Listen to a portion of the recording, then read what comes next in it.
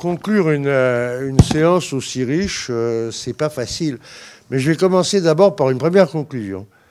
C'est de féliciter Amandine. Bah oui, je ne sais pas si vous imaginez la quantité de travail que cette étude a pu représenter. Un travail de bénédictin, bien qu'Amandine n'ait rien d'une bonne sœur. Donc je pense qu'on peut aussi lui savoir gré de s'être faufilé dans la complexité manifeste du problème. On a parlé d'une dimension, trois dimensions. Il y en a sans doute beaucoup plus.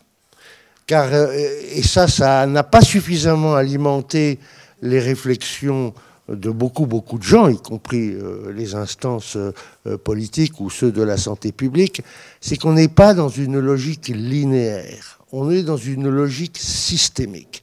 Si vous bougez un truc dans un coin, vous changez l'équilibre du système. C'est vrai à des tas de niveaux.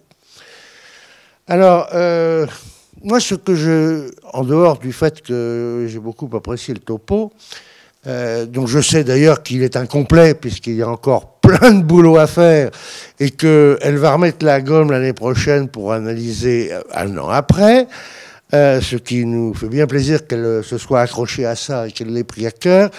J'ai parlé de la complexité, et j'en arrive maintenant à finalement la conclusion, c'est que nous sommes face à une hétérogénéité fantastique.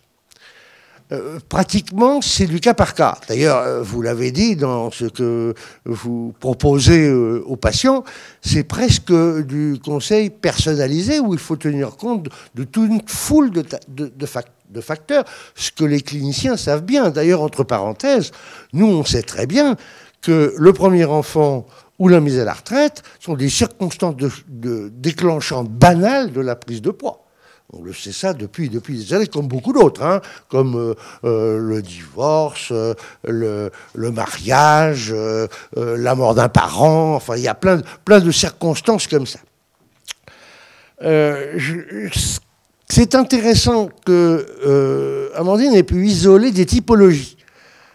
Parce qu'effectivement, là, on n'est plus tout à fait dans le strictement personnel, même si ça compte quand même, mais on peut isoler des groupes vers lesquels peut-être des actions ciblées seraient peut-être possibles. Parce qu'au niveau de la santé publique, c'est vrai que les actions individuelles ou strictement individuelles sont simplement pas possibles. Tout au moins, ça nous conduit à penser que le problème est beaucoup plus complexe que ce que l'on a cru. Et puis il y a aussi une notion intéressante, c'est que Amandine a insisté sur la différence qu'il y avait entre forme et santé. Ça, c'est quelque chose qui, pour les cliniciens et les médecins, est tout à fait évident, mais c'est une notion extrêmement importante. La forme, c'est du perçu. La santé, c'est de l'objectif. Voilà. Alors ensuite, les actions préventives potentielles seront certainement très difficiles à mettre en place. Et je retiens quand même une chose, c'est le rôle central du sommeil. Parce que finalement, un comportement d'activité physique ou de sédentarité, un comportement alimentaire, on peut avoir l'impression que l'individu a un pouvoir dessus, même s'il est mince. Et même s'il est toujours mis au défi par toute une série de facteurs. Pour le sommeil, c'est beaucoup plus compliqué à percevoir.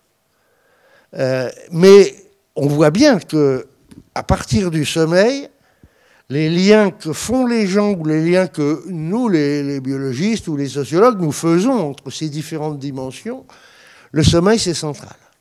Et effectivement, il serait temps que les décideurs ne se contentent pas, mais ça, j'ai l'impression de le répéter en conclusion de chaque colloque, on ne peut pas se focaliser uniquement sur l'alimentation. La dépense énergétique, oui, mais surtout l'activité physique qui n'a pas que des fonctions énergétiques, qui a aussi des fonctions sociales, qui a aussi des fonctions psychologiques, qui quand même est un peu l'absence de cette étude. Mais parce que si on avait rajouté cette dimension-là en plus, alors là, on était sûr de ne pas s'en sortir. Voilà mes conclusions. Je pense que c'est utile ce travail qu'a fait le Fonds, grâce à Amandine, et que peut-être que cette complexité sera enfin perçue et qu'on ne sera pas contre-productif en limitant les messages. Voilà ma conclusion.